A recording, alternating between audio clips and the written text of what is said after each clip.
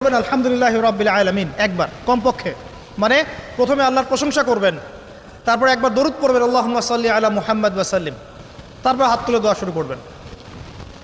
বৃষ্টি পড়ছে, দোয়া শুরু করে দেন, দোয়া কবুল হবে ইনশাআল্লাহ। আজান দিয়েছে, আজান এবং একামতের মাঝখানের সময়টা আছে, এই সময়টা কাজে লাগান, দোয়া কবুল হবে ইনশাআল্লাহ।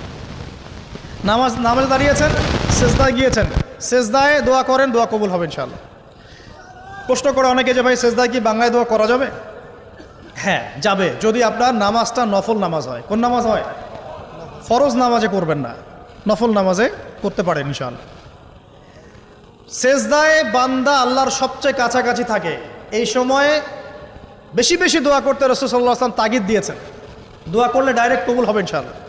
পিতা মাতার খেদমত করে দোয়া করেন, দোয়া কবুল হবে ইনশাআল্লাহ। এখন তো পিতা মাতার খেদমত মানুষ করতে চায় না। এটা সেই যুগ যে যুগে পিতা মাতার সাথে দাস দাসীর মতো আচরণ করা হয়।